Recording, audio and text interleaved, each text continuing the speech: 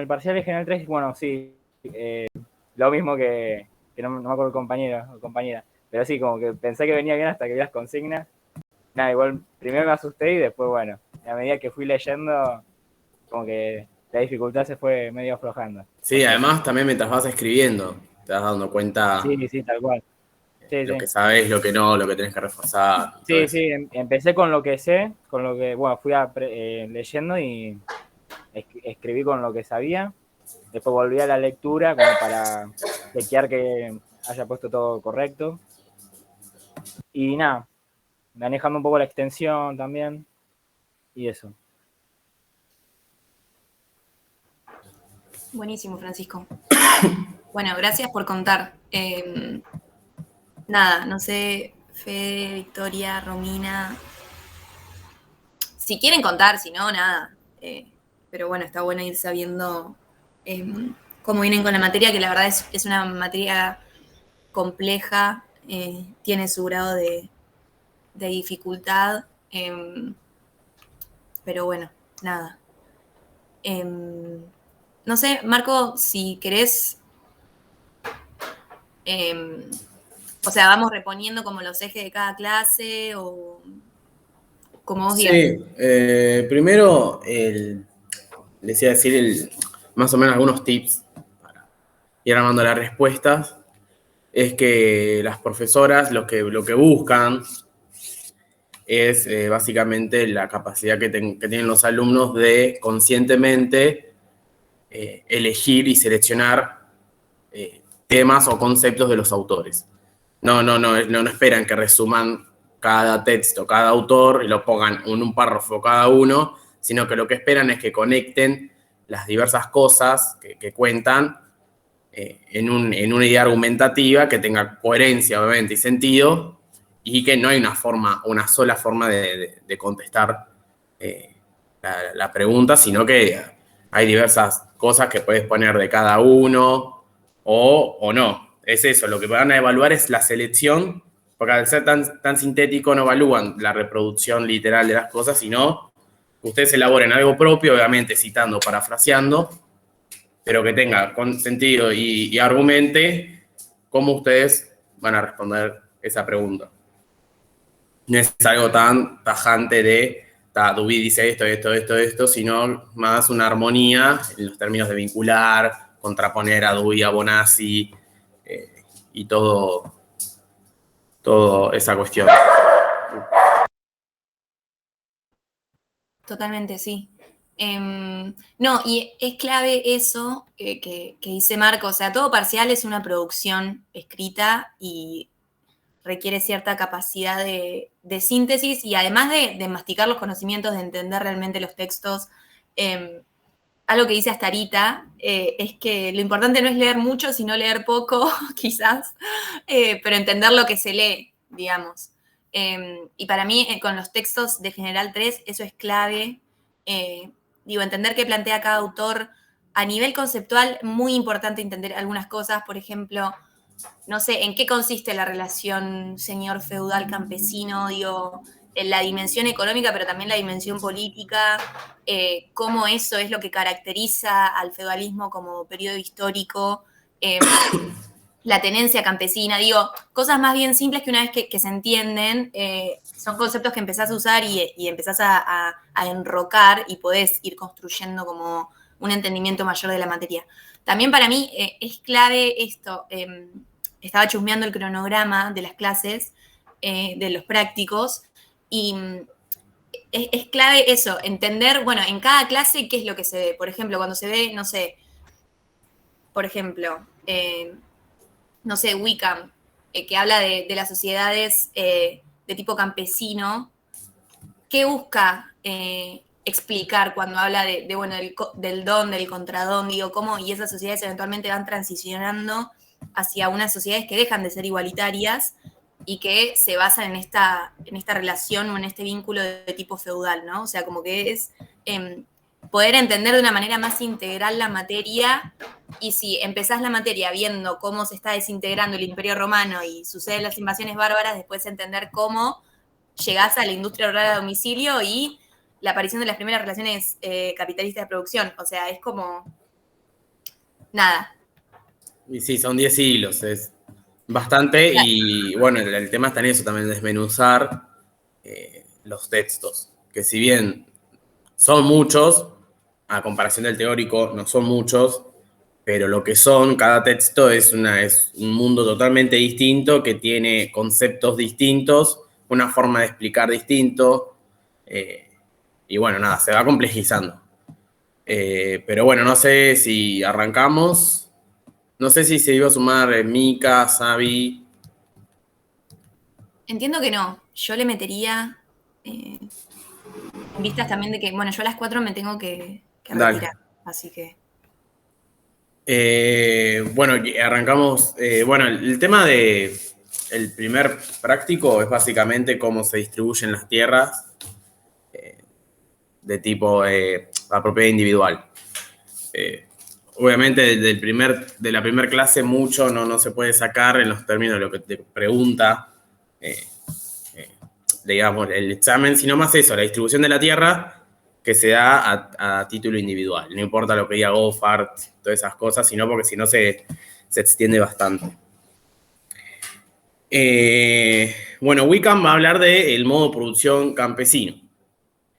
Y va a empezar diciendo que hay una carencia de pruebas directas y materiales, excepto que la arqueología de productos artesanales de tipo utilitario, que esto va a demostrar la pobreza material que tenían estas comunidades, porque al no tener una aristocracia, una clase dominante con consumo ostentoso, no se necesitaba o no era necesaria una sofisticación de los productos artesanales que generaban estas comunidades. Por lo tanto, para reflejar la dinámica socioeconómica de estas comunidades independientes, va a construir un tipo ideal. Primero, como es una sociedad, digamos, como una sociedad de caudillaje, no son una sociedad clasista, digamos que la totalidad de la producción, teóricamente, iba a garantizar exclusivamente la subsistencia de las unidades productivas. Por lo tanto, trabajaban para subsistir, no trabajaban para otra persona, es decir, que no había un excedente agrario potencial que se podía apropiar. Sí había un potencial excedente que todavía no estaba siendo apropiado. Por lo tanto, el autor, bueno, va a construir un tipo ideal que contenga el concepto de modo de producción campesino. En este sentido, el tipo ideal, vamos a ver que las realidades históricas van a diferir en mayor o menor medida debido a que las formas de relaciones de producción y de las relaciones sociales entre la aristocracia y el campesinado no fue uniforme en el territorio europeo. Se dio distintas variabilidades de la dinámica social de este tipo de modo de producción campesino y modo de producción feudal, donde en un lugar podría ser dominante uno y en otro lugar podría ser dominante otro. Él juega con eso de que puede dominar un modo de producción o puede dominar el otro. La estructura política del Imperio Romano cae en el siglo V y va a generar un vacío de poder, lo que genera una pérdida de poder y riqueza de las aristocracias y una liberación campesina que va a permitir esta organización autónoma. Es así que se van a configurar estas dos lógicas económicas de las que siempre va a ir y viniendo Wickham. Que por un lado va a estar el modo de producción feudal, en donde van a existir las aristocracias que habían... ¿Se escucha por los ladridos? Sí, te escuchamos bien. O sea, se escucha el ladrido, pero te escuchamos.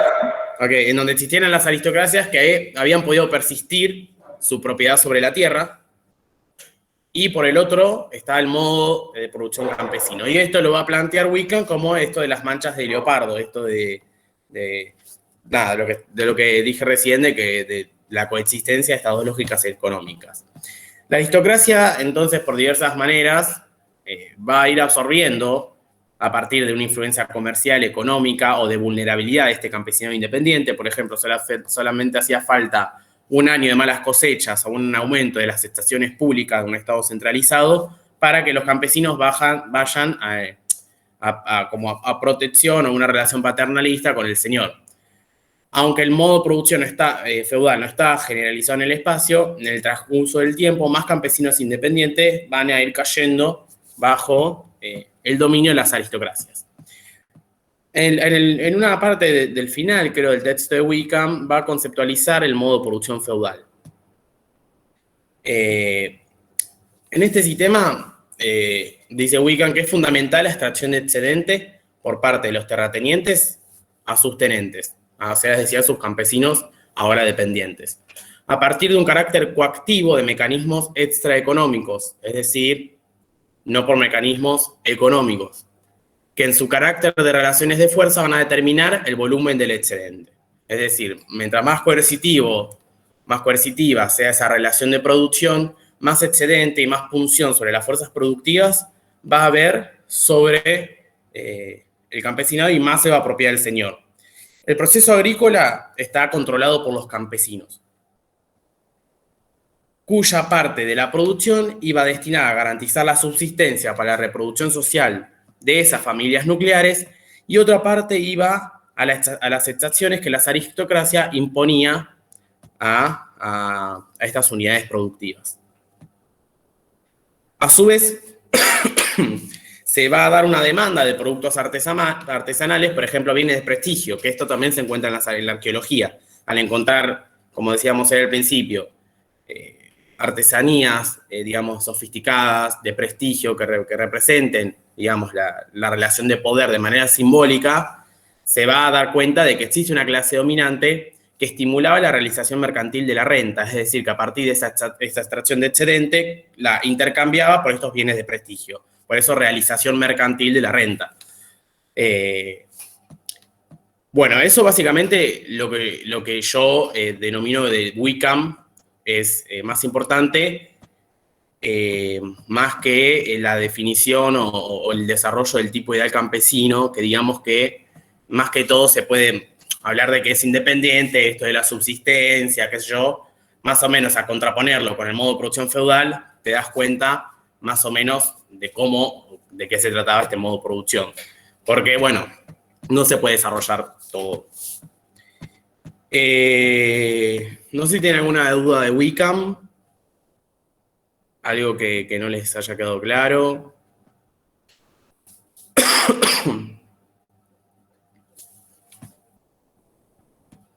Bueno. Pasamos a Dewey. Entonces, no sé, es muy sistemático esto, pero bueno. Vos mandale, o sea... Yo le mando. Sí. A mí me encanta hablar de esta, así que le mando. Si me enrollo o no se entiende, me avisan. Bueno, Dewey, el dominio carolingio. El autor, en este texto, va a dar cuenta ya de un modo de producción feudal, bajo una superestructura política centralizada. Imperio carolingio, Carlomagno, monarca como figura representante de un Estado centralizado. Ahí es donde después Bonassi va a atacar a Dewey, pero eso lo vamos a ver después. Y se da una conformación de relaciones de producción que se constituyen a partir de la propiedad y poder sobre la tierra, que la aristocracia había reforzado y reconstruido. Por eso, dominical, dominio sobre la tierra. El proceso de construcción de las relaciones sociales en la fase dominical, en el Imperio Carolingio, fue integrando a los olodios, es decir, una forma análoga de decir un campesinado independiente, como tenentes, debido a la influencia de la aristocracia en la lógica económica campesina y una degradación progresiva de aquellos que los iban subsumiendo a relaciones de dependencia que insinuaba el dominio bipartito. Se llama dominio bipartito porque justamente tiene dos partes. El conjunto de reserva, que es la porción de la tierra del señor donde se desarrollaba la explotación directa, es decir, la corvea, que era una prestación de servicio gratuita y obligatoria, y donde hay un desarrollo también de la mano de obra esclava. No a grandes escalas, porque el modo de producción esclavista, digamos, tanto para Dewey, tanto como para Wickham, se había reducido a niveles muy ínfimos, sin que dejen de existir esclavos. Y por otro lado, la otra parte del dominio bipartito eran los mansos. Que los mansos eran el conjunto de tierras que eran explotadas por las familias nucleares, por estos tenentes. Estas porciones de tierra en posesión del campesinado tenían una función económica fundamental en los términos de cooperar con la explotación de la reserva.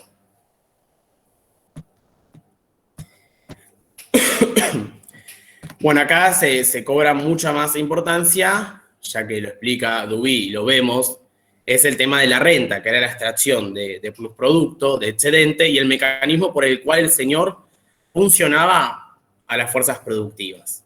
Estas rentas podían ser en trabajo, en especie y en dinero, pero ojo, muy, no dominaban, digamos, las rentas en sí, sino que la mayor parte de la renta era en trabajo, que era la corvea, y la renta en especie. La renta en trabajo, digamos que era una apropiación total del excedente, porque vos no trabajabas para parte de ese producto, iba para vos, sino era totalmente para el señor, porque trabajabas en las tierras del señor. Los mansos libres y los mansos serviles tenían como matriz diferencial el origen de la procedencia de los tenentes. Después de la convulsión de la caída del Imperio Romano, digamos que seguían habiendo esclavos bajo grandes propiedades, pero sin tener relaciones de producción de tipo feudal, o si también venían de este campesino independiente que pudo persistir luego de la caída del Imperio Romano. Los mansos serviles, que disponían de una porción más grande de su tiempo biológico en la explotación directa, es decir, en la corvea, es decir, trabajaban mucho más en la reserva del señor, por lo tanto tenían menos porciones de tierra y estaban sometidos a una carga tributaria mucho más arbitraria. Mientras que los mansos libres tenían una carga tributaria más ligera. Sin embargo, también la extracción de plus trabajo, de excedente, a partir del pedido de la corvea, era más eficiente para los señores, ya que contaban con medios de producción secundarios, por ejemplo, no sé, una labranza, distintas herramientas o animales de tiro, que al tener una menos grabación de su producto, tengan más capacidad de obtener esos medios de producción secundarios. Es decir, o sea, el campesino es un poseedor de la tierra, no es propietario, pero sí es propietario de medios de producción secundarios. El dominio bipartito clásico no era una estructura estática, sino que era un organismo vivo, era una realidad móvil que estaba sometida a procesos en el transcurso del tiempo que iban a llevar que llevaban a una concentración o fragmentación de los mansos y también de la reserva, ya sea por el factor demográfico, por la absorción de alodios, la compra de tierras, divisiones sucesorias, etc. Esto está enmarcado, esta dinámica interna del dominio era resultado también de las acciones de los cultivadores dependientes, ya que estos, sean serviles o libres, controlaban, volvemos de vuelta a lo mismo, el proceso productivo y poseían el medio de producción, la tierra. El señor intervenía más que todo en el mercado de trabajo o en el estímulo comercial de estos tenentes. Por lo tanto, bueno, siempre remarcar esto, la clase dominante, la aristocracia, los señores de esta época, eran propietarios no poseedores. Tenían el dominio eminente de la tierra, pero no el dominio útil. El dominio útil, es decir, la posesión de la tierra, la tenían los campesinos. Y no eran propietarios, sí de los medios de producción secundarios. Por lo tanto, era inminente que existe una coerción extraeconómica porque, o sea, los campesinos no te daban parte de su producto porque sí. Tenía que haber una coerción, una fuerza, un monopolio de la fuerza concentrado en cierta parte, en cierto segmento social, para que se den las condiciones de este tipo de relaciones de producción y relaciones de propiedad, que las relaciones de propiedad están vinculadas al tipo de extracción de excedente.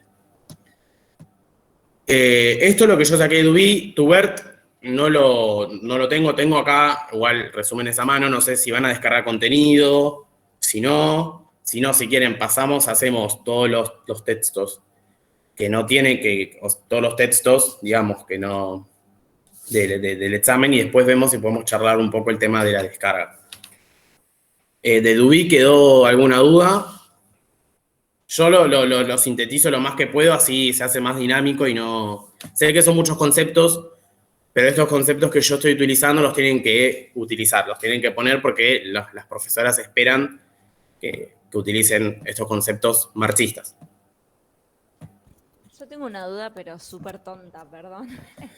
es medio de la cronología porque estoy súper desordenada con eso. Igual tranqui, capaz que te mato, pero más o menos si es alta, baja, media, temprana, estoy... Sí, la temprana Edad Media, digamos que es del siglo V al siglo VII.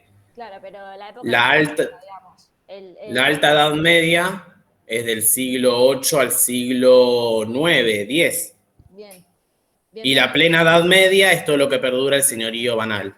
De una, y todo el marco de la época carolingia, el Estado centralizado, digamos, de que el odio es cooptado por los grandes terratenientes. Eso sí es un proceso que transcurre entre la temprana y la alta Edad Media, pero se consolida, digamos, en la alta Edad Media con el dominio carolingio, que se da tanto en Italia, por ejemplo, como en lo que sería Francia. O sea, no es ni Italia ni Francia. Claro. En esos territorios se desarrolla el dominio bipartito. También en Inglaterra, con el régimen de Villeneuve, con los manors y todo eso.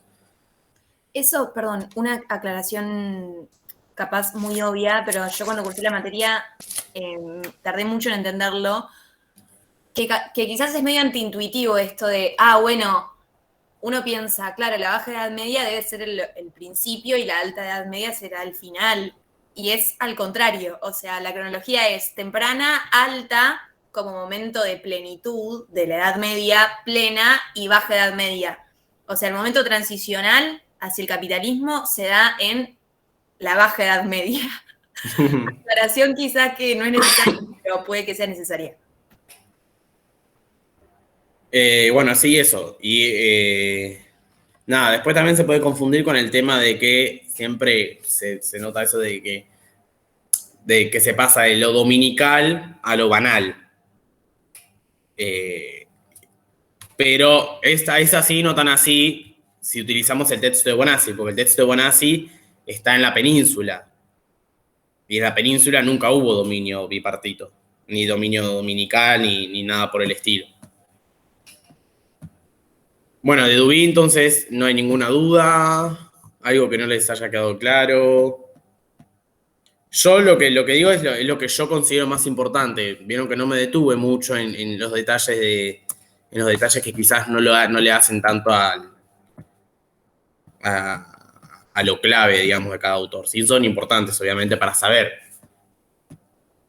Si quieren pasamos directamente a Bonassi, que acá empezamos con una discusión historiográfica. Va a parecer intratables esto. Así que si se pierden, díganme y... Los Ángeles de la Mañana. Claro.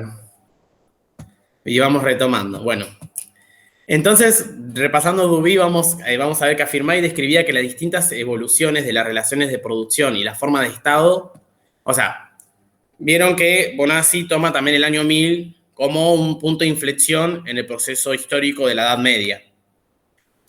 Dubí va a decir también que las relaciones de producción y las formas de Estado en el año 1000 se va a dar en un advenimiento de una época feudal donde se da una fragmentación del Estado y la apropiación del poder político que se privatiza en manos de la aristocracia y que va a configurar las relaciones de producción y las relaciones de propiedad.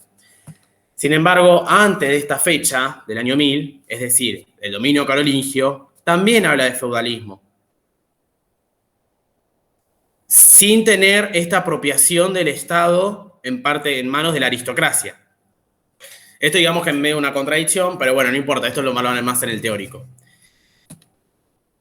Pero lo que Dubí habla del dominio carolingio es de un tipo de relaciones de producción de tipo feudal, pero que está basado en el poder de la tierra. Volvemos a lo mismo, dominical, de dominio sobre la tierra. Específicamente haciendo referencia al tipo de relaciones de producción que se habían desarrollado durante el Imperio Carolingio. Acá, ojo, de esto de que hay que diseminarlo muy bien del planteo de Bonassi, en el hecho de que Bonassi va a plantear que el feudalismo es otra cosa. Porque Dubí, digamos que ahí está hablando más de las relaciones de producción. Bonassi ya va a ser algo más integrado, hablando de una superestructura política descentralizada. Ahora igual lo vamos a desarrollar mejor. Bonassi, por otro lado, y al ser un autor que se ubica dentro de la tesis mutacionista, es decir, que va a ser un corte abrupto en el proceso histórico, y se va a enfocar en una zona geográfica distinta a la de Boudouis. Bonazzi diría que el dominio bipartito no representa al modo de producción feudal. Dice que es un feudalismo incompleto. ¿Por qué? Porque para este autor las relaciones feudales surgen y solo surgen por la descentralización política del Estado, donde el poder político se fragmenta y se lo apropia la aristocracia a modo privado, es decir, a modo privado que lo toma parte de su patrimonio, que va a pasar a sus hijos y a los hijos de sus hijos. Bonazzi seguirá el modelo marxista de la base y superestructura, siendo que va a ver que el desarrollo de las fuerzas productivas bajo una superestructura política de tipo antigua, y va a ver que al descentralizarse el Estado, es decir, una limitación de las atribuciones del monarca, se dará el señorío banal, una sumisión total de la población campesina bajo el derecho banal del señor. ¿Esto qué quiere decir? O sea, nosotros tenemos que, Bonazzi ve que antes del año 1000, para redondear, después de la cronología 1020, todo eso, va a ver que hay un Estado que es de tipo antiguo, donde las grandes propiedades aristocráticas tienen mano de obra esclava, donde hay un conde que si bien tiene parte y atribuciones del poder del monarca, porque el monarca no puede estar gestionando en todos lados de manera eficiente, es el representante del Estado, centralizado en el monarca, donde los campesinos son independientes y pagan solamente estaciones públicas. Por lo tanto, esto es incompatible con el feudalismo. Porque para Bonazzi el feudalismo surge de la descentralización del Estado, no de la centralización. Y al haber descentralización, ¿qué quiere decir? Que cada señorío va a ser una unidad soberana. Va a comportarse como un Estado. Por eso después se da, por ejemplo, yendo al siglo XVI, empieza el proceso de centralización. Porque si se centraliza algo es que antes estaba descentralizado. Entonces, en otras palabras, Bonazzi describe que en las zonas ubicadas entre el Ródano y Galicia existía un campesinado lodial con mucha presencia, a modo de arrendatarios, hasta el siglo XI. Y un desarrollo de la gran propiedad que no era un sistema bipartito bajo un modo de producción tributario, sino que había un modo de producción esclavista que perseveraba. A diferencia de lo que proponían Dewey y Wickham, que decían que el modo de producción esclavo se había reducido a niveles mínimos. Ahí vemos otra diferencia con esos dos autores. En consonancia, estaba todo esto con una tradición jurídico-política de estructuras antiguas bajo la potestad pública. Feudalismo es lo público privatizado, que estaban arraigadas a la ley romana y visigoda.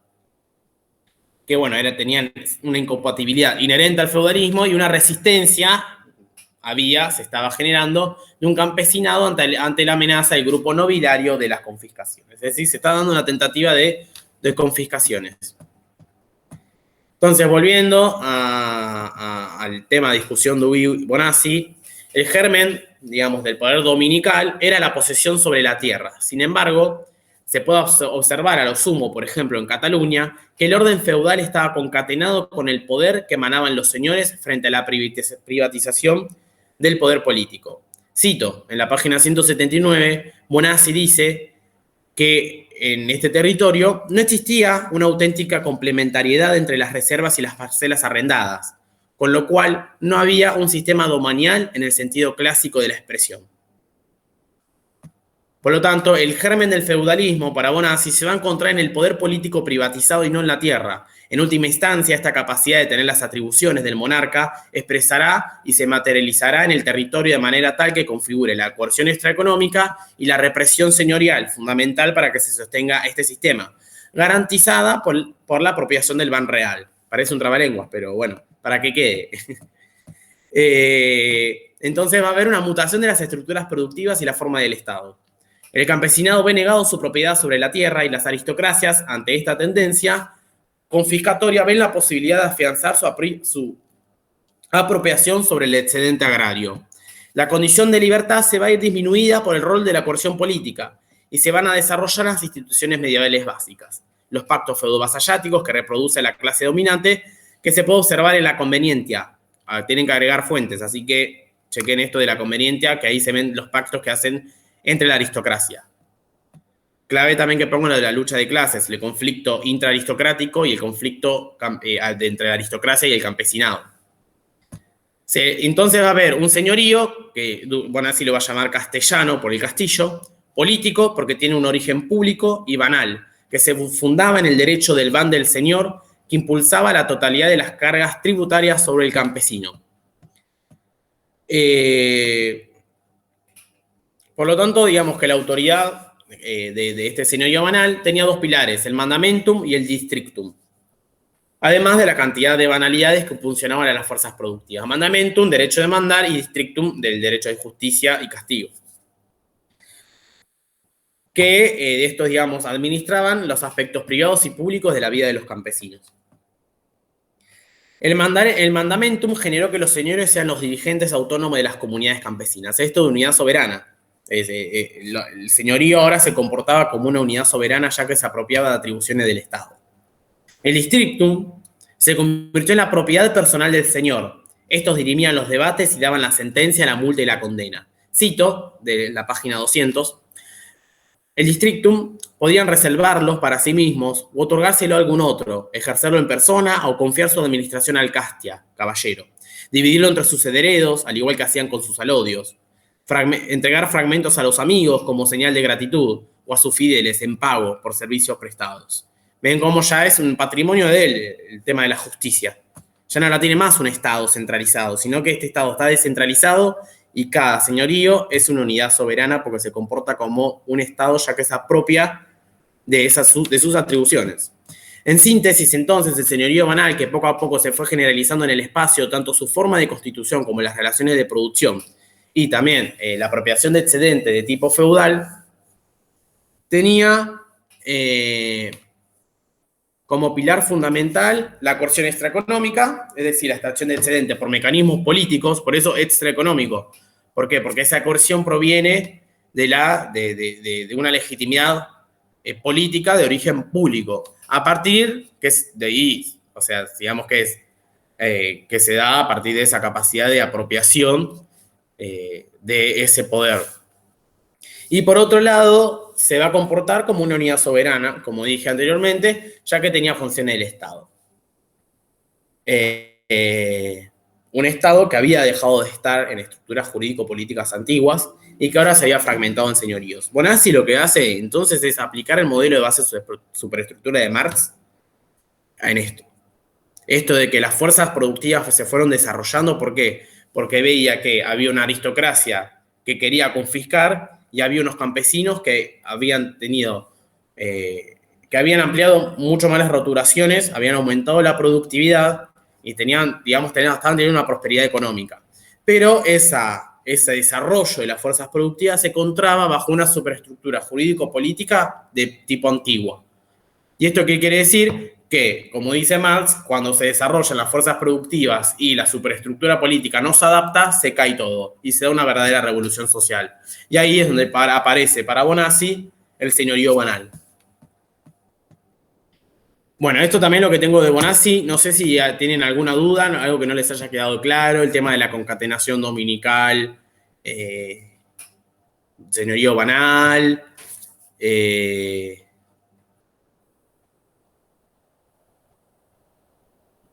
no sé si tienen alguna duda o si se perdieron en algo. No, yo iba a preguntar, pero más que nada para el final, no tanto para el parcial. Estaba pensando, cuando rindamos el final, si la cátedra está más cercana a alguna de las posturas, si la de Dewey o la de Bonazzi, o si le es indiferente. Pero para ver, o sea, cómo encarar esto.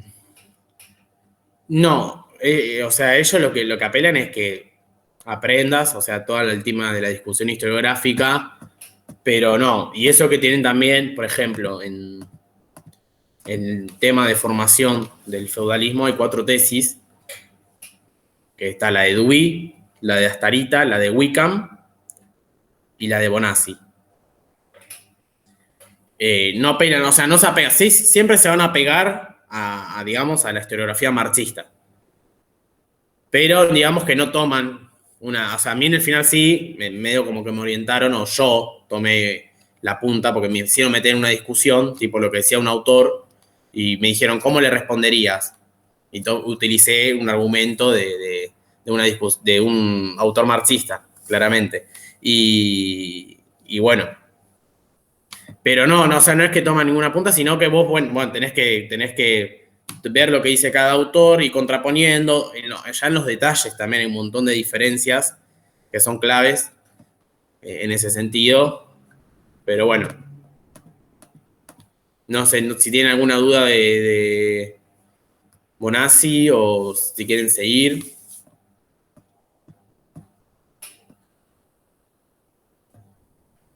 Bueno, entonces seguimos con el tema de las comunidades campesinas. Esto va a mil, ¿eh? Estamos resumiendo 10 siglos, che. No, increíble. Me saco el sombrero para este poder de síntesis. Bueno, entonces vamos con Feller, que nos ubicamos ahora sí en un señorío banal que está difundido por todo, no por todo, pero sí por la mayoría de las partes de Europa. Que digamos que en la plena Edad Media, más o menos, hacemos un corte histórico entre el 1100 y el 1400, que es la plena Edad Media y la consolidación del señorío banal, es decir, la hegemonía de la pequeña propiedad campesina. Se va a dar el desarrollo de las estructuras de las comunidades. Estos dos procesos van a estar concatenados mediante las instituciones concretas del poder feudal y la coerción extraeconómica. Dicho proceso va a tener formas y resultados diversos, ya que va a estar dependiendo, obviamente, de las regiones en donde nos encontremos. No es lo mismo el desarrollo que va a tener las comunidades en Francia o Italia que en Inglaterra. Ya que, por ejemplo, Feller dice que en Inglaterra no se dan tantas cartas de franquicia o comunales como si se dan otros espacios. Y ahí, ojo, eso también lo pueden conectar con el análisis que se hace de la lucha de clases y el levantamiento de 1381 en Inglaterra. Porque ahí sí seguía persistiendo, por ejemplo, un tipo de feudalismo de tipo dominical, el tema de los Villein y bueno, todo eso que después vamos a ver. Entonces, el campesino como sujeto social va a estar inmerso en la comunidad, en donde se van a reconocer entre ellos mutuamente y consiguen reconocimiento del señor a partir de la adquisición de derechos. Es decir, las cartas de franquicia y comunales, obviamente a cambio de dinero. Y esto es una delegación de parte de las atribuciones que el señor tenía mediante la negociación y la lucha. Es decir, esto que se apropió el señor, en un momento empezó a delegar porciones, obviamente no todo, a las comunidades. Entonces la comunidad, digamos que va a partir va a tener problemas comunes, que va a ir generando lazos de solidaridad y una matriz societaria de cohesión de la población, que se va a expresar, por ejemplo, en actividades comunes, como el mantenimiento de la iglesia, la gestión de los bienes comunales, y desarrollando en algún punto una conciencia de los intereses comunes, dice Feller. Entonces, esta porción de poder que va a ir delegando en los señores van a ir configurando las instituciones formales de justicia y policía, es decir, un reconocimiento de autogobierno, cuyos representantes son elegidos por la propia comunidad. Y bueno, ¿y qué atributos, por ejemplo, tienen las comunas? Leo, la presencia de murallas, juramento que expresa una especie de contrato social, delegación de la baja justicia, sanciones, leyes, baja justicia obviamente para delitos leves, no que tengan que ir a la alta justicia dependiente del señor. Una propia milicia y recursos propios provenientes de las multas. La recaudación de tributos queda en manos de estos representantes. Esto tiene una importancia fundamental, ya que más allá de que exista una delegación de porciones de poder de los señores, esta dinámica va a favorecer la extracción de plusproducto. ¿Por qué? Porque se da una intensificación del control social de la aldea al mano de este campesinado enriquecido, que forma parte de los representantes y de los dirigentes de este autogobierno. Por lo tanto, digamos que el señor va a llegar quizás hasta antes no llegaba, por el hecho de tener una gestión más efectiva en los términos de extracción, de control social, etcétera, etcétera. Entonces, podemos ver que al aceptar estas cartas de obtención de derechos, se acepta, en cierto punto, las condiciones de la estructura del poder del gobierno feudal. Y a su vez, como dije anteriormente, el señor puede introducirse donde antes su administración no llegaba. Digamos que el señor no genera un rechazo, sino que se lo aceptaba como tal para los campesinos. Esto no quiere decir que no haya existido un conflicto social. Por otro lado, la acción colectiva y el reconocimiento de estas instituciones y autogobiernos comunales se van a conjugar para dar dinámica a este proceso histórico. A su vez, estos mecanismos de representación, por ejemplo, la Asamblea General, van a formar parte de la constitución de estas comunidades como orgánicas, las cuales surgirán de una conciencia en común de un campesinado que vive dentro de un territorio delimitado, en donde el punto de unión se encuentra más allá de la actividad agraria, pero también se va a encontrar en los lugares de culto, en las parroquias, en las actividades comunes del mantenimiento de la parroquia, o también en la coexistencia de los vivos y los muertos, es decir, el cementerio. La aldea no va a rechazar al señor, como dije anteriormente, sino que lo va a reconocer como tal, al negociar estas cartas que van a dar cuenta de un señorío regulado. Sin embargo, a partir del siglo XIII, se va a dar un proceso de consolidación de la comunidad en torno a una evolución social y económica en consonancia con un agravamiento de la conflictividad social. El señor, una conflictividad social entre dos clases que son antagónicas. El señor queriendo extraer y apropiarse de más excedente y el campesinado mejorar sus condiciones materiales de existencia. Esta crisis, este conflicto se va a ver ahondado mucho más por la crisis del siglo XIV. Ahí teníamos otro punto de unión, ¿no? Por esa crisis de subsistencia y de escasez. Y ahora vamos a entrar en la parte más importante del texto de Feller. Muy importante esto. Este proceso de la consolidación de las comunidades también va a dar lugar al surgimiento o consolidación de una élite campesina, de un campesinado enriquecido, que va a tener un lugar muy especial en la institucionalización como garantes y reproductores del poder feudal. Dale, Euge. Y la realización de la renta. Y además su función principal, al ser los representantes de la aldea, era la mediación entre los intereses feudales y los intereses campesinos, que eran dos clases en tensión. ¿Por qué reproductores y garantes del poder feudal? Porque reproducían el poder feudal. Nera, obviamente, defendían los intereses de los campesinos, pero también eran mediadores con el sistema, con el señor, debido a que, bueno, había un carácter coercitivo, por más que sea rico, obviamente el monopolio de la fuerza, la capacidad de todo el poder que tenían los señores, y además el hecho de la realización de la renta. Esto de gestionar, ir casa por casa, barrio por barrio, para ir a pedir el tipo. No digan barrio porque, bueno, era un chiste. Esta élite campesina va a tener más poder, aunque casi nulo beneficio económico, y van a ejercer el poder, algo así como los explotados se hacen cargo del sistema de explotación. Es decir, no es que de estos cargos van a obtener beneficio económico, sino que ahora vamos a ver que este beneficio económico lo van a sacar a su prosperidad. Este campesino enriquecido no vive de la explotación de los demás, están atados a la tierra, es decir, tienen la misma coerción, sufren la misma coerción en términos de movilidad que los demás campesinos, pueden gozar de exacciones parciales por tener un cargo, y tienen trabado el acceso a la aristocracia, claramente. Por lo tanto, esta estratificación social que se va a dar dentro de la comunidad va a ser el pilar fundamental de las futuras transformaciones y las demandas y las potencialidades de este campesinado enriquecido. La jerarquía de las fortunas no va a estar vinculada al rol de función dentro de la comunidad. Es decir, esto de ser representante, formar parte del autogobierno, formar parte de la policía, de lo que fuese,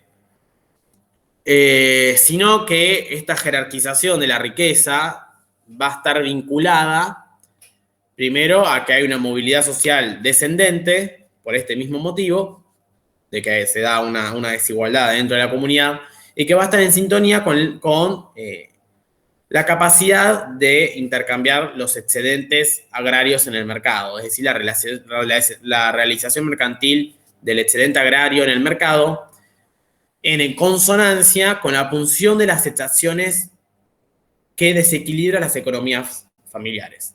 Por un lado, tenemos un carácter coercitivo, que obviamente si vos tenés más capacidad de ingreso, no te van a agravar tanto la capacidad de subsistencia de tu familia o tu unidad productiva. Por lo tanto, tenemos que, en conclusión, la comunidad es un organismo social que es tanto complejo como jerarquizado, donde van a entrar en juego tanto la vinculación del comercio con el excedente de los campesinos, excedentes agrarios, o sea, obviamente estamos hablando de parte de la producción que no va ni a la subsistencia y no va a la renta, va al mercado. Los roles de funciones y el estatus, donde la cohesión se va a ver en las acciones colectivas en defensa de los intereses comunes en contraposición del señor. Por más que parezcan, quizás, voy a ser muy anacrónico, muy desclasados, este campesino enriquecido, forma parte también de una lógica de representar los intereses de la aldea. Y también mediar con los intereses del señor, reproduciendo, obviamente, el sistema, reproduciendo la extracción de excedente, reproduciendo la represión, nada, eso. Básicamente de Feller, también saqué lo más importante. No sé si tienen, bueno, acá muy clave el tema del campesino enriquecido. Para los que ya están haciendo la 2 o leyeron los textos de la 2, de la consigna 2, van a ver que el campesino enriquecido es un sujeto transicional.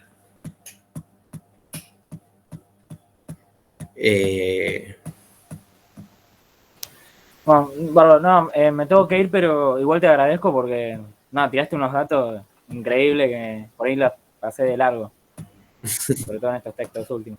Bueno, te agradezco, en serio. No, de nada. Bueno, Cualquier duda por WhatsApp. sí, dale, gracias. No, nada. Hasta luego.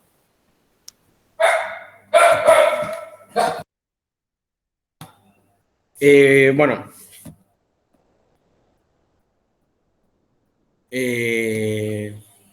Empezamos con Wickham. Otra vez Wickham. Bueno. Wickham va a describir el proceso de expansión económica a partir del desarrollo de la economía monetaria y mercantil en conjunción con el apogeo de las ciudades medievales que se relacionaban con el sistema feudal. Para Wickham no es que las ciudades es un mar, es una isla en un mar de feudalismo, sino que están íntimamente conectadas. Como para Wickham y como para otros autores. Wickham, a ver, leo. Mejora tanto en los sistemas de roturaciones de las tierras, de los sistemas de transporte terrestre y fluvial, en consonancia con el aumento de los excedentes agrícolas, de los intercambios comerciales y de mercados locales y supralocales. Supralocales haciendo referencia tanto a al comercio internacional, digamos, como también al crédito y al banco. Dio lugar a un aumento de la exigencia de la renta-dinero, que estimuló el intercambio del campesinado en el mercado. ¿Por qué? Porque si te exigen la renta en dinero, vos te ves, digamos, como obligado a ir al mercado e intercambiar parte del excedente agrícola por dinero. Dio también lugar a un desarrollo de los mercaderes y un desarrollo de las ciudades. Esto a partir del siglo XII, si no me equivoco. También en sintonía con la consolidación del señorío banal. Vemos entonces un desarrollo de las fuerzas productivas a través de un despliegue de fuerzas y recursos que ya se habían forjado con la consolidación del señorío banal. Vemos una expansión demográfica y bastantes emigraciones. Y el autor, eso también, por si les quedan algunas dudas o algo sobre el tema del señorío banal, dominio carolingio, va a definir sintéticamente los regímenes señoriales. El Estado carolingio, volvemos a lo mismo, haciendas bipartitas, donde el campesinado tenía una doble obligación, pagar la renta y la corvea. Pagar la renta y cumplir la corvea. El modelo difundido de estas haciendas se irá perdiendo en el siglo XIII, solo se conservará en Inglaterra con el régimen de Vilenage. En España, Escandinavia y el este de Europa no existió el régimen bipartito. El señorío banal es el ejercicio pleno de derechos políticos sobre el campesinado, expresado en las banalidades, en la administración de la justicia, la solicitación de los usos de pasto, bosque, molinos, hornos, etcétera, una poca prestación de servicios gratuitos obligatorios, es decir, explotación directa, reducidos a transporte y construcciones. La particularidad de este régimen era que no solo se absorbía las tenencias vinculadas bajo arriendo, es decir, dentro del señorío, sino que también a las tenencias próximas a la jurisdicción del castillo. No solamente se generaba una coerción en el territorio mismo, delimitado en la cercanía del castillo, que estaban bajo arriendo, sino en las comunidades campesinas aledañas al castillo. Por lo que se fue generando un mucho grado de dependencia y servidumbre. Es decir, ya no, que no va a existir un estatus jurídico de diferencia entre los campesinos, como era el manso servil y el manso libre, sino como que se va a homologar, a homogeneizar a todo el campesinado bajo la servidumbre. Obviamente, en términos de riqueza o patrimonio, vimos que ya se da una polarización social en esos términos. En Italia, Francia y España se puede ver a partir del siglo XII este enfranquecimiento de las comunidades, estas cartas de franquicia o de comunas que se daban a cambio de dinero. El autor va a reconocer con mucho énfasis la tendencia a la monetarización de la economía, no solo más dinero en circulación, sino en escalas mayores, con la estructura crediticia de los bancos, sino que también los señores fueron admitiendo, como dije anteriormente, mucho más el tema de la renta en dinero, que eso genera que con más facilidad puedan acceder a bienes de prestigio, por ejemplo, en el mercado. Esta dinámica va a vincular mucho más a los campesinos con el mercado, como ya dijimos, porque se ven obligados a parte del excedente, llevarlo al mercado, comercializarlo a cambio de dinero, para pagar la renta en dinero. Y entonces digamos que tanto el intercambio mercantil como el comercio de dinero van a contribuir entonces a la ampliación, no a la generalización, sino a la ampliación de la producción mercantil y a la monetarización de las relaciones de intercambio y la apropiación. De apropiación, ya que el señor, como también dije hoy, haría en esta esfera la realización mercantil de la renta. Parte del excedente agrario que se apropia de los campesinos va a ir al mercado para que se compre sus queridos bienes, ya sea por la renta en producto o la renta en dinero. Consumía bienes de prestigio producidos en las ciudades, es decir, que se está dando una conexión ciudad-mundo-rural. Y esto está en concatenación con el crecimiento de las ciudades que se basaban en particular al comercio de gran escala, pero también al comercio local. La suma, va a decir Wickham, que la suma superior que digamos que va a sentar profundas transformaciones va a ser el intercambio local de productos básicos, como son los tejidos para consumo popular, para consumo de las masas. Entonces el nexo entre la mayoría campesina y la red interna de comercio va a ser el abastecimiento de materia prima y el consumo. Es decir, que el campesinado se va a ir convirtiendo no solo en un productor, sino también en un consumidor. En este periodo se irán desarrollando entonces los cambios en las prácticas del continente y en las esferas de lo mental y lo social, que van a sentar las bases de unas futuras transformaciones y van a acrecentar la prosperidad del campesinado rico, acentuando, lógicamente, la pobreza en las aldeas. La pobreza era como una norma, dice Feller, que la pobreza era la norma de las comunidades. Que será en el siglo XIV y XV, este campesino enriquecido, el sujeto transicional que va a conformar el asentamiento del capitalismo agrario, producto de las contradicciones internas de la propia comunidad campesina en este marco del feudalismo. Con esto, ¿qué quiere decir? Que dentro de la misma lógica y dinámica del modo de producción feudal, se van a dar las contradicciones que van a generar que se vayan desarrollando relaciones capitalistas de producción agrarias.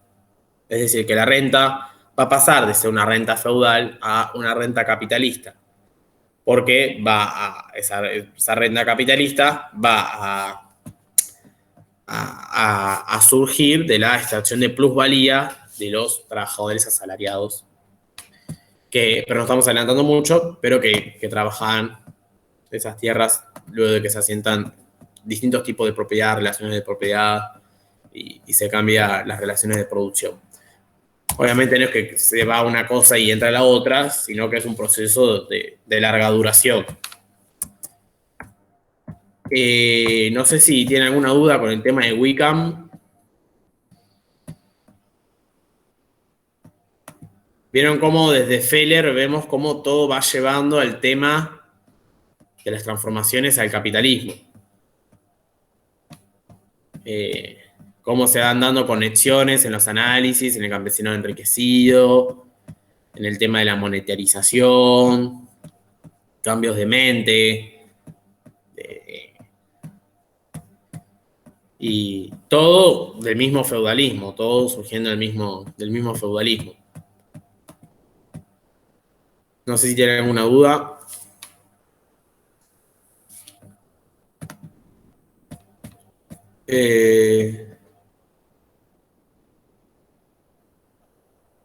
Buenísimo. Bueno, el tema de la clase 7 y la clase 8 no lo pude preparar mucho, así que nada, si tengan alguna duda puntual sobre el tema de la transición, sobre el tema del levantamiento de 1381,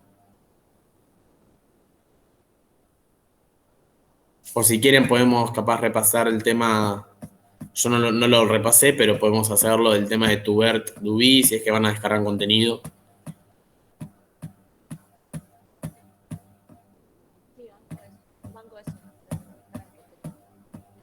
Bueno, no lo preparé, así que vamos viendo con qué nos encontramos. Bueno, primero por empezar, el tema de minimalista, maximalista. Primitivista, modernista. Bueno, lo mismo, minimalista, maximalista. Esa diferencia es clave en los términos de cómo generan sus argumentos, ¿no?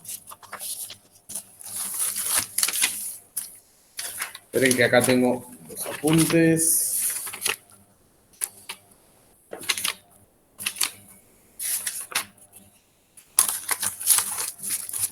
Bueno, básicamente lo que yo me puedo acordar es que Duby va a decir que los señores feudales, ahora volvemos al dominio bipartito, van a ser una clase parasitaria, improductiva, que no va a tender a la modernización ni a la inversión productiva. Y Toubert los va a plantear más o menos parecido a un empresario, a una gestión racional de la economía.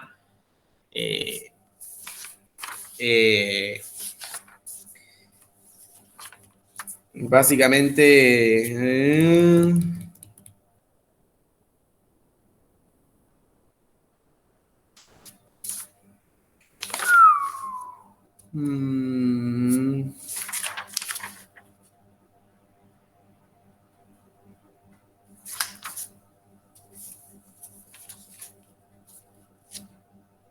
No sé si ustedes tienen alguna duda entre Toubert y Duby, algo en particular. No sé tampoco si hicieron el cuadro, no sé si en la guía de la clase 3 les pusieron un cuadro comparativo entre Dubí y Tubert. Si pueden, háganlo. O sea, recojan toda esa información, que eso va a ser claro para ver qué ponen y qué sacan, dependiendo de cómo empiecen o cómo planteen la respuesta.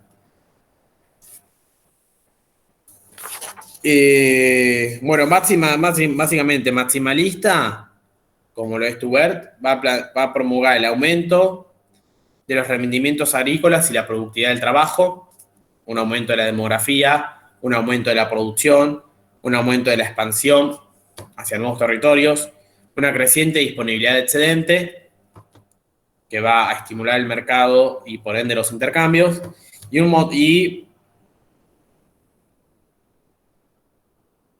va a hablar como que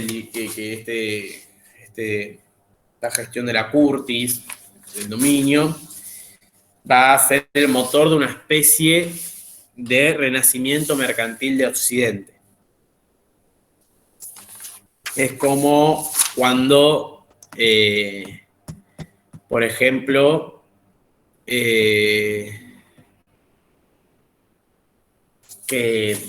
Tubert va a ver que en la extracción de excedente y la apropiación del plus trabajo, lo va a transformar en una inversión productiva. Por ejemplo, en esto de los molinos o las cervecerías. O, por ejemplo, frente a la demografía que ve Tubert, del aumento de la demografía, va a hablar de un fraccionamiento de mansos, volviendo otra vez al tema del dominio como una realidad móvil, y que este fraccionamiento de mansos forma parte de una gestión racional del señor. Y dado el caso, reduce la reserva, reduce, digamos, las porciones de tierra de la reserva, y eso lo ve como una gestión racional.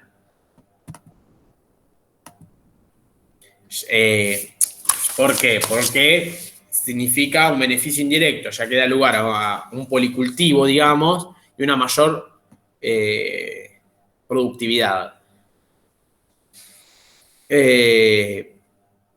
Digamos que Tubert lo que hace con los señores es sacarlos solamente de la economía de consumo, de una esfera parasitaria, como hace Dewey, para instalarlos también en una búsqueda constante de beneficios, bajo un nexo orgánico, tanto entre el manso y la reserva, ¿no? Digamos, como que pasa, digamos, los límites o el análisis que hace Dewey, no hace ningún límite, sino como que desde otra perspectiva analiza el mismo tema. Y también con otras distintas fuentes. Como verá, no me acuerdo qué fuente critica a Tubert, no me acuerdo si los capitulares o los... No me acuerdo lo otro, los capitulares o los polípticos, no sé cuál critica, pero bueno, también utiliza otra fuente. Y Dewey, por lo tanto, va a ver como minimalista un bloqueo en múltiples niveles de crecimiento y desarrollo, un estancamiento demográfico. Los señores no estaban interesados en una mejora en el dominio y por ende en el comercio, sino fijar los intereses fijar la economía, digamos, bajo los intereses de la aristocracia, esto de consumir, de explotar, de apropiar lo que se pueda de los campesinos. Y el crecimiento económico, entonces, se encuentra fuera del dominio, en el campesinado lodial, para Dewey. Bueno, lo único que les puedo decir es eso, y que si pueden, hagan como puedan, aunque sea con algunas palabritas y todo eso, el tema de ese cuadro comparativo es muy resolutivo y despeja muy bien las opiniones de cada autor. O sea, las posiciones bien claras, teóricas, sobre el tema de cómo analizan el dominio y todo eso. Igualmente es bastante claro el hecho de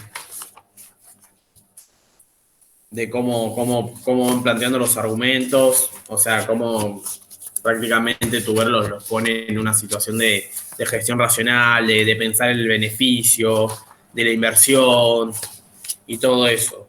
Obviamente no se embrollen tanto, porque bueno, no les va, si es que descargan contenido, no les va a entrar todo.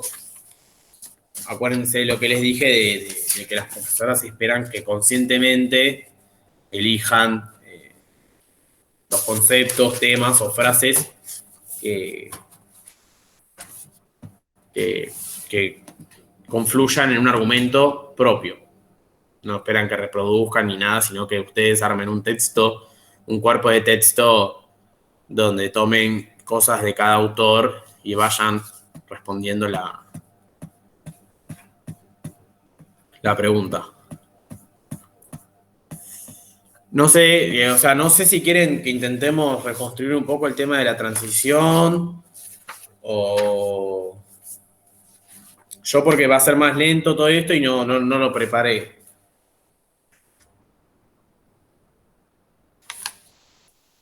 No, tranqui, para mí estuvo bien. Para mí, nada. Además, creo que varias no llegamos a leer eso todavía.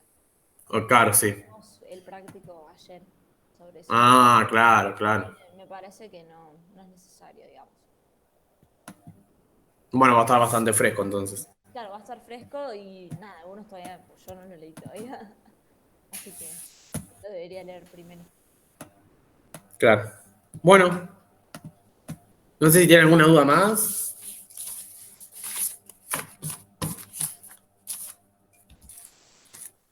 O ya quieren terminar. Acuérdense que tienen mi chat, mi WhatsApp ahí en el grupo. Por cualquier duda, no les voy a decir cómo contestar las preguntas por una cuestión ética, pero sí los puedo ayudar en temas de contenidos. Y tampoco les voy a pasar mi parcial, así que del año pasado, así que no vayan con esa mente.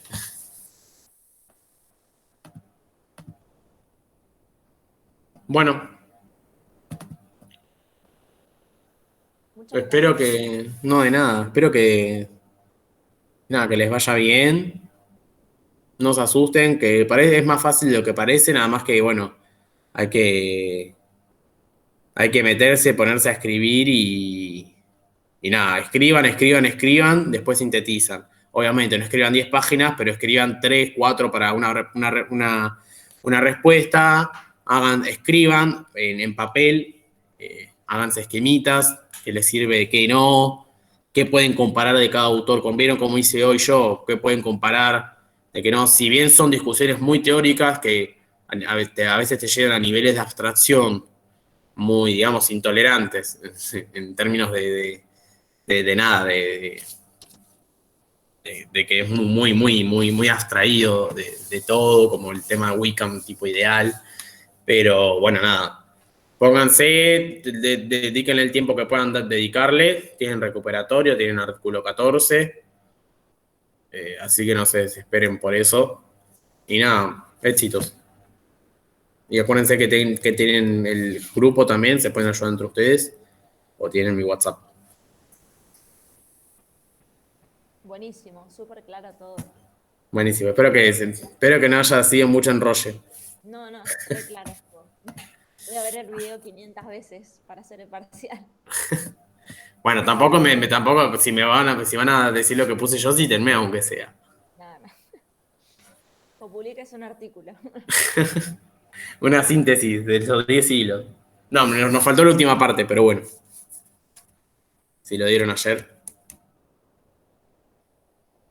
Bueno, acuérdense, la clave de la segunda, el campesinado enriquecido. Ahí vean cómo se va constituyendo con el texto de Feller. Todo eso, bueno, las contradicciones propias del mismo feudalismo. Y utilicen los conceptos de la cátedra. Que sintetizan un montón todo. O sea, voy a decir coerción extraeconómica, modo de producción, relaciones de producción, relaciones de propiedad, que sintetiza bastante cosas. Y nada, y léanlo muchas veces, háganselo leer a sus familias, a terceros, a compañeros, compañeras, y a ver así también escuchan opinión ajena, si se entiende, si no, si está bien narrado, si no. Así que bueno, nada. Genial. Un beso. Eso, y va a haber resúmenes subidos al Drive y están los teóricos también grabados.